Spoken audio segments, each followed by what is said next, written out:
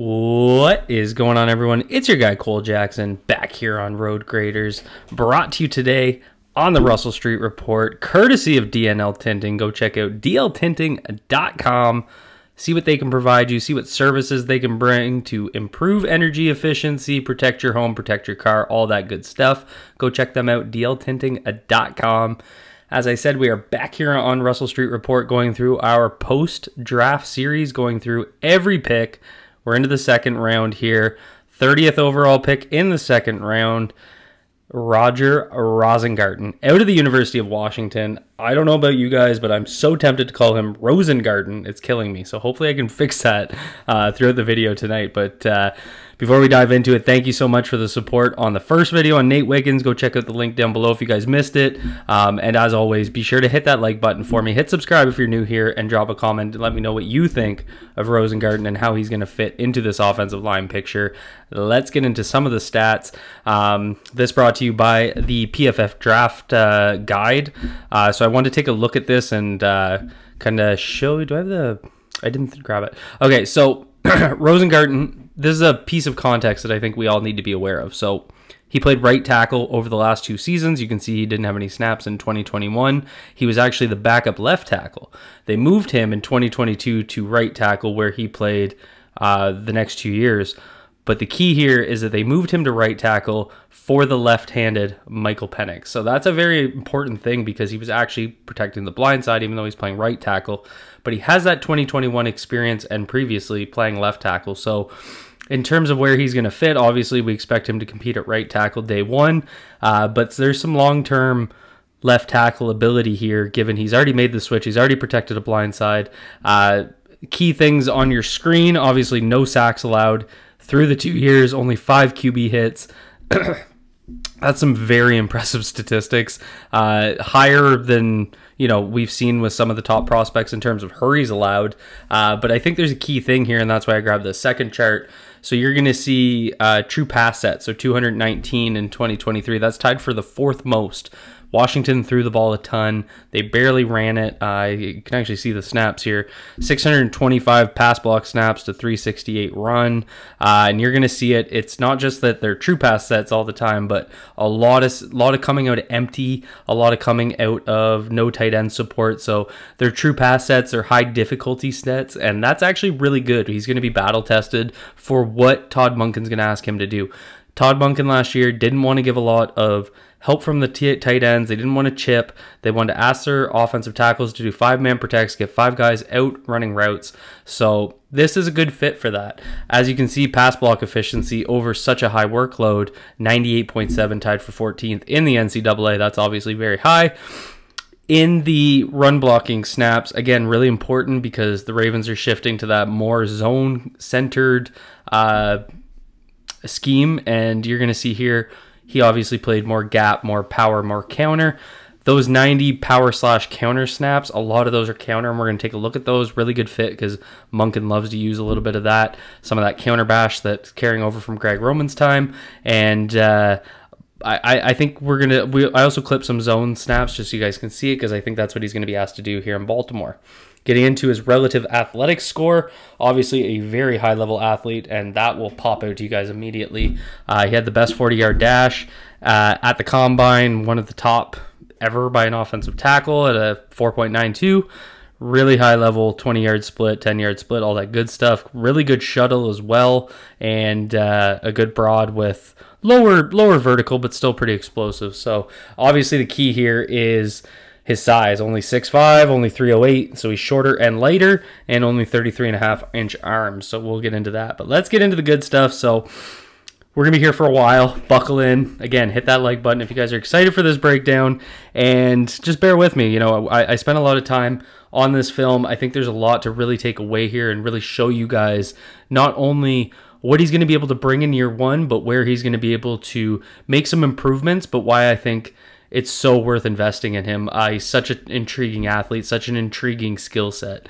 So we're going to start here with pass sets. We'll get into a few run blocks later, but really focusing on his pass sets. Here he is against Michigan. And the big thing that stands out to me why I clipped this one is just his first step. See how powerful and quick that is? Him and Troy Fotanu, who's on the other side, they're just out of their stance so quick, squared up, creates that base, independent hand usage. You can see him, the way he creates his, he's got that shoulder lined up right there, that inside hand, and he's ready to work that hand individually, stuff that we want to see. And you see him right there. And what I always focus on, you guys have heard me say this a million times, as he's dropping his anchor, we want to see that good posture. And it's blurry, but you can kind of see there's that back arch that we want to look for. And I'm going to be focusing on this a lot because his anchor is something that folks are concerned about, and I want to really dive into that later, looking at specific clips. But you can see right there the quick footwork, quickness out of his stance. See it again here. Again, that independent hand usage as someone tries to hit a spin move on him. So he's going to be quick out of his stance. You can kind of see, focus on his third and fourth step. So there's 1, 2. See how he shortens the third and fourth? So longer, short. And this is something that he does extremely well. He's got just such clean footwork, and it allows him to immediately stay square. And then as he throws that right hand, his outside hand out, he brings that left hand in separately, landing it on the lower back, which takes out all of the juice. He's not stuck doing two hand shoves. He's using that hand inside, and then he's clamping here. And so when he tries to hit that spin, he's already, putting that pressure on his back, and then he's able to absorb that. And then the best thing of this rep is going to be this left foot right here. So his post step, see how he hits that so wide right there. So let's watch it again. Focus on that inside step. See him right there. And the key here is as he hits that, what do I always say when we watch offensive linemen and they're protecting that inside hand? I want to see this foot stay either straight or ideally slightly above, because that's going to protect your inside base. If this foot starts to drop, that creates a path to the quarterback. But he just lands that. It's wide. He recreates his base, and he's got that inside hand here where he's able to absorb some of it. So that's just the nimbleness in his footwork, the way he's able to, stretch out. He's very flexible in his lower body, and that's going to serve him really well as he makes a transition to the pros. So right away, you guys can see it. There's definitely going to be some power issues, but his feet are so clean. He's so athletic. Keep moving on here. This one I wanted to grab because, again, I focused on it before, but you can see how he mixes up his footwork. He's not predetermining a vertical set. So you'll see some guys when they hit a vertical set, and we'll just do this quickly. A vertical set is going to be going straight back. We can have 3 main types of sets. We got our vertical, our 45, and our quick. And so sometimes when you see a 45, they're just going to drop back, drop back, drop back. But he is reacting to the rusher in front of him. And right here is where you can see that. You see his feet get choppy. And by doing that, he stays square.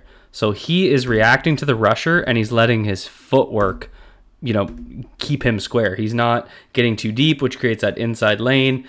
He's reacting to the rusher, making sure he stays square. You see him take a little bit of a push there. But again, that lower body flexibility is able to brace. Now here, we're going to take a look at his recovery. So we're going to see a little bit of a quick set jump here. So again, jump sets, he's going to go right out at the rusher. He's going to hit that punch and create a little bit of space. But, we have a pocket here, right? So what do we want to do? We want to force out the back of the pocket if someone gets this space. And you can see the athleticism. You can see him just be able to create that space and push out the back of the pocket. A little bit of a pressure there, that might count in some books as a pressure because it makes the quarterback respond, but it was really the inside, having a lack of a spot to step up because technically he ran him around the horn. So I'd be interested in how other folks chart that, but I wouldn't really count that as a pressure. And then again, you're going to see that patience right here. So again, out of his set so fast. Him and Fotanu are so good at this. Honestly, the whole Washington line was pretty good at this, but see that really wide step? Gets out to him, reacts. See those inside hands. See that anchor ability as he absorbs. And so what's he constantly doing? So he's going to take some contact, create separation, refit his hands. And you see how his hands, those low elbows like this, they're constantly coming back in. So he's not getting wide hands. He's refitting inside as the rep continues. And then he's going to use that lower body flexibility. And you can see right there, that's where low man wins. See that butt drop? Engage the anchor. And then he stands up. Really good work there. His footwork, his lower body flexibility, all things that I think we're seeing, really quickly from him. You're going to see that punch. This is what, when we talk about arm length, what I really want to see when we're trying to mitigate arm length is this isn't quite a jump set, but you're going to see him launch his hands quick. And so think about it as a boxer who has a lower reach. He's trying to work himself inside. So he's going to get out in his set, and then you're going to see he's going to, again, independent hand usage. That right hand's going in. We're not using two-hand pushes. So that's already in on the outside shoulder pad. And you're going to see that left hand come in right there. And that's going to create the power. And then right there, see that lower body arch, or that back arch, lower body, sink in, absorb. Just really good work.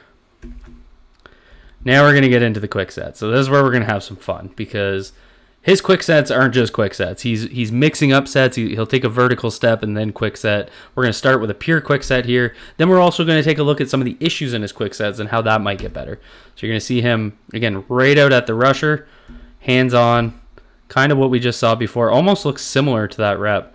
Kind of, a little bit of a loss there at the end, but, winning throughout here. Gets out there, good hand placement, inside hands, and then right there, holding. Obviously, this was the major problem on this play. Ball's probably out, if not for 71, getting demolished there. So that, again, not a sack on him. You're going to see right there's that vertical. Oh, this one I'm just showing his inside hand.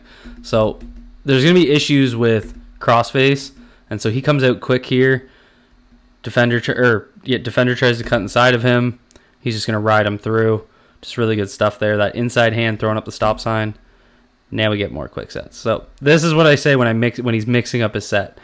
So remember, three types of sets. Broadly speaking, we got our quick set, our vert set. So our vert set, the first step is going to be deep, right? So right there's that vert set where he's going to take a step back, and then you can see him propel forward. So he basically takes a vertical step into a quick set.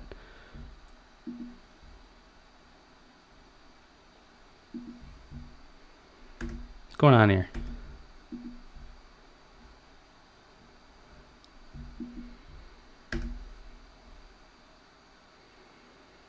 Why will the video not play?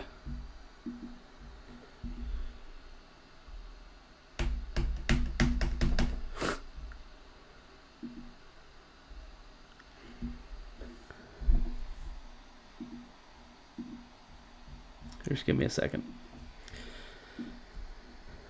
I refuse to lose all that.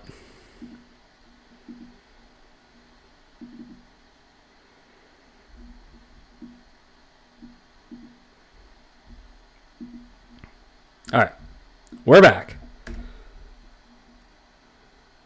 Okay. Sorry, guys. I was like, there's no way I'm losing that. Okay, so there we're going to see that vertical set, quick set out, good hand position, and then he's fighting. So this completely throws the rusher off, and you can see by his reaction. So he's going to take that vertical set, get right out at him, and it completely stunts 32. He doesn't know what to do from there. So this is the kind of stuff that's next level stuff. Like that's stuff that you'll see. Mitch Schwartz was a guy that would mix up those quick sets so well, but later in his career, and it's what made him such a high-profile right tackle. And so here you're going to get another one from Rosengarten. Again, he's going to take that short 45-degree set, and it's really important to take those short steps, because if you're just constantly giving it away, the rusher is going to react to you. So if you're going to mix that up and then attack, that's that aggressiveness that we want to see. And you can see, again, by doing that, it really throws the edge rusher off. He's playing more of a contain role at that point. So do we have one more here? Yes, we do. So there it is again.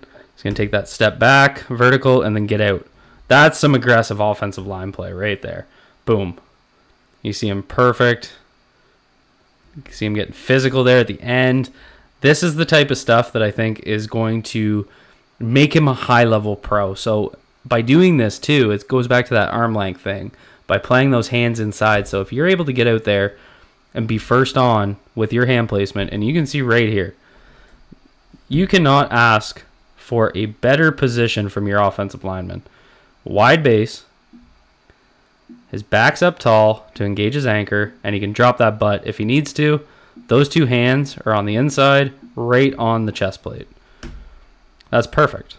And that all is a product of him throwing him off. First hands on, right? 17's going to move forward. He's going to go out, get him, and just put him in that spot. So just really good stuff here. Now, here's where we're going to take a look at, because it's not all sunshine and rainbows with his quick set. And if he uses it early in his career, he's really got to be precise about his hand placement. And this is, again, why there's so much nuance in offensive line play. So to just say he has a really good quick set, I could put that as a bullet in a scouting report, but there's good things in his quick set. First of all, his foot quickness, the way he gets there, his hands are usually pretty good, but there's also some plays where he misses, and that's where, to not give you guys that full picture, we wouldn't be preparing ourselves for what we might see in his rookie year. So here you're going to see it. He's going to get out, and he's going to overset. And you can see right there, he gets out, and he's going to land those two hands. And we're going to talk about double hand swipe a little bit later, but you can see it there. That's something that I've noticed happens quite a bit. He's pretty susceptible to that move. He gives up that inside track. 32's taken off. Penix is rolling the other direction, but that's something where oversets on these, that's something that'll need to be cleaned up. If he's going to play that aggressive, and those, when he mixes up his sets and gets his hands right on him, that's aggressive play. So if he's going to do that, he needs to consistently hit his hands. You see it again here in the Michigan game, where he hops right out, oversets, creates that inside line, and then you see getting right up into Penix there at the end. So he wasn't able to, he oversets, and then exactly what we just talked about, that post step that he did so well on that last play, that's starting to drop behind. And what does it do? It creates that inside lane. So you can see right there, he's not able to throw that hand up, let it gets through. So if he's gonna set wide like that on a quick set, he needs to be prepared to hit that inside hand and hit those post steps, keep his feet flat or parallel, I guess, or perpendicular with the yard line. I think it's perpendicular. You can see right now, this is a play. So the moment here, this was when Washington was on their comeback in the Natty. It was before the pick that took it down to the goal line, and Blake Coram ran it in. Big play here. You're going to see an overset from Rosengarten. See him, 17 swims inside, and there's that hold. So this was, and look at Penix's throw. Huge play down the sideline, and it comes back. It's 2nd and 10 on this play. This would have been 1st and 10 in the other territory, and instead that overset, you can see it right there. That's all it is. He's just oversetting. He's setting too wide, and that hold right there, 17 falls down, brings that back to 2nd and 20. Completely changes that game. Changes that comeback. They get down later. Pick happens, Quorum scores, game out of reach. So that's a really critical moment in this game. He really struggled down the stretch in this Michigan game, but honestly, it was that play and then a couple of plays on the very last drive. It wasn't the totality of the Michigan game. So I know a lot of people have said he played bad in a big game, and I mean, that was a big moment. We don't want to see that. That's the type of stuff that can come around in a playoff game and bite you. So I'm weary of that. I'm understanding of that, but I feel like some of the narrative around him was he played so bad in the Natty, and I don't really know if that's true. You know, a lot of the plays that we're looking at here tonight, the really solid plays, are from this game. So just keep in mind that. And then I think this is where I threw in a bunch of his anchor plays. So you're going to see it here. He's going to get out. He's going to get square. And again, what's going to save him and where I think he's going to be just fine in his anchor is how flexible that lower body is. So you can see as he's bracing, he's able to consistently stay square. And this is the other thing. I'm going to compare him in terms of how he deals with power to Tyler Linderbaum. If you guys watch my Linderbaum breakdowns early, especially in his rookie year, I always called them slow burn losses. And so what I mean by that is when he was getting pushed back and giving up a little bit of pressure as a rookie, which was never a major issue. I don't know why people frame it that way, but they were slow burn losses. So this is where, you know, he's still in front of him. He's getting pushed back into the quarterback. He actually anchors quite well. This play is a bad example. But essentially where you're square with the rusher is pushing you back towards the quarterback, but it's slow burn. I think that's what you're going to be dealing with as a rookie, because you rarely see him beat cleanly in terms of positioning except on those quick sets. See it again here. He's going to get out. And again, you guys will notice, if you guys pay attention, the amount of times this comes from empty or no tight end. These are all the types of pass sets where last year we were like, we need to improve our offensive tackles because Todd Monken isn't going to happen. Rosengarten is so used to this. So he's going to get out there. He's going to square up. And you can just see there, right? So you can just see that long arm coming in. See the space between the defender and Rosengarten. That's the kind of stuff where length might be an issue. But again, he's in front of him. And what he does is he sticks that hand right in there. And again, what am I always talking about? Back arch. Wide base. Able to drop his anchor if he needs to. So this is the type of stuff that is going to save him. His posture, his flexibility in his lower half. Those are all things that are going to work well for him. So here we're going to see him get squared up by a power rusher. And then you see right there, perfect example of what I'm talking about. Watch him bend down to engage that anchor. Staying up. Just, again, dropping flexibility, lower half. Here we are again, empty 5-man protect. And you see him able to brace that. So here he gives up his chest as he's getting pushed, but he's able to bend. And you can see right there, those knees take on a lot here. And he's able to stick that inside hand as he recovers, refits his hands. So this is what I would call a slow burn. He gets pushed into Penix as Penix is throwing, literally bumps him. Some might call this a pressure. I call this a slow burn. I'd call it a slow burn loss because he is getting pushed back, and I think that's a valid argument. But he's not getting beat so cleanly that it's going to, you know, be negative on the quarterback. He's not getting hit. He's not having to even rush his progression there. He was just trying to throw a back shoulder ball. See him again here, and again. He's able to anchor by essentially right there. Let me go back. So he's getting pushed until he is able to stick his feet. And he, again, is square in front of the rusher the entire time. They're so slow burning.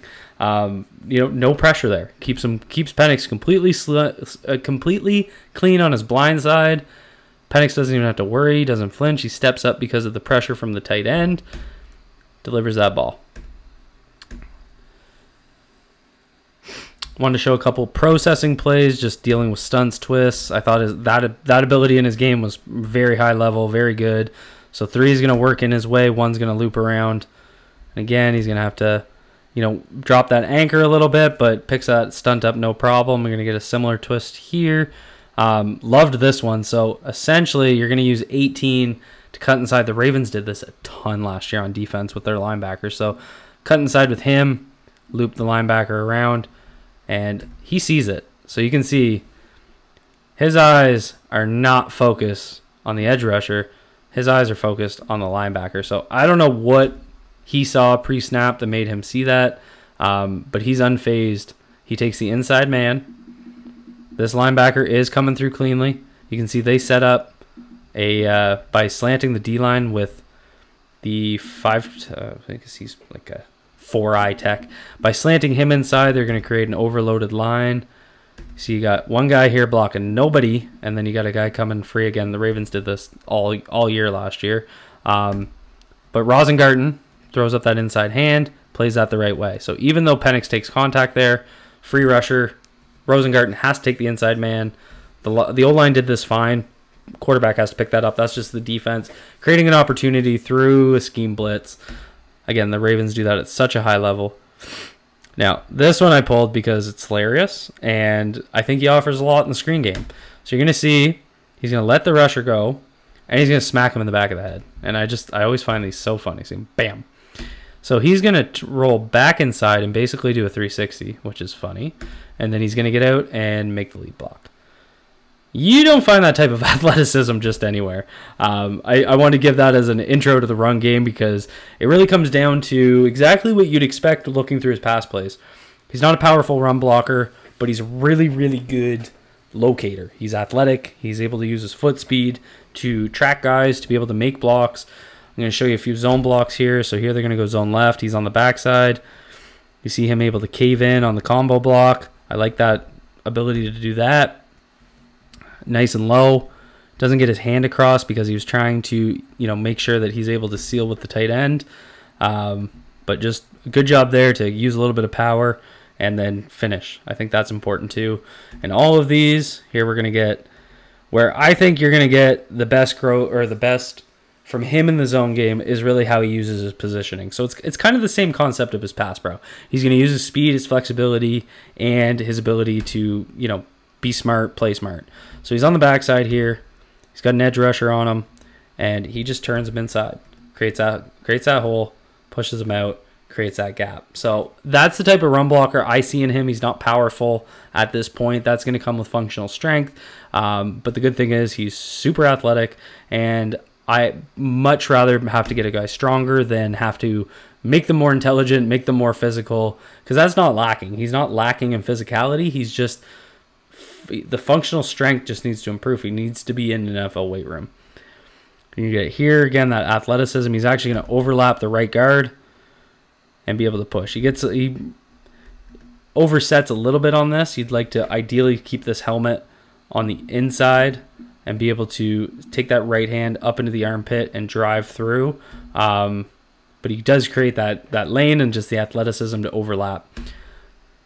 It's just the pulls, yeah. So where his best is pulling in this offense, because he might be the most athletic pulling tackle in this draft class. Like, this is just high-level stuff. There's sealing that outside shoulder. It's almost like the guard in front of him. You can tell he's too slow for him. He's literally got his hands on his back. And it's the way he gets out in space, locates. This is why I'm so excited about how he can develop in a zone scheme. That ability to turn the corner so quickly and play the right shoulder, create the good leverage, basically creates that gap by just being so athletic. You're going to see it again here. Again, his hands are on the guard's back because he's so slow. And there it is again, right to that outside shoulder. I know he's taking the inside man. That's his read. He's playing that right. Running back has to make a guy miss. But again, you just don't see that athleticism everywhere. But there'll be issues with power. You're going to see him right here. He's got to just base block. And, he gets worked a little bit there. So that's going to be the limitation in the run game. So that brings us to the end of our clips. I mean, I won't lie. There's things that Roger Rosengarten needs to improve, but I had so much fun with this film. It's just, I find it such a clear projection. What he's good at is so clear. What he needs to improve is so clear. And give me those athletic tools to work with. It's so hard to find that type of athleticism at the offensive tackle position, and he's got it in spades. So if you guys enjoyed this breakdown, if you're excited about Rosengarten joining the Ravens, if you think he's going to win that right tackle job, drop a comment down below. Hit that like button, hit subscribe if you're new here. Be good to yourselves, be good to each other. Peace out, everyone.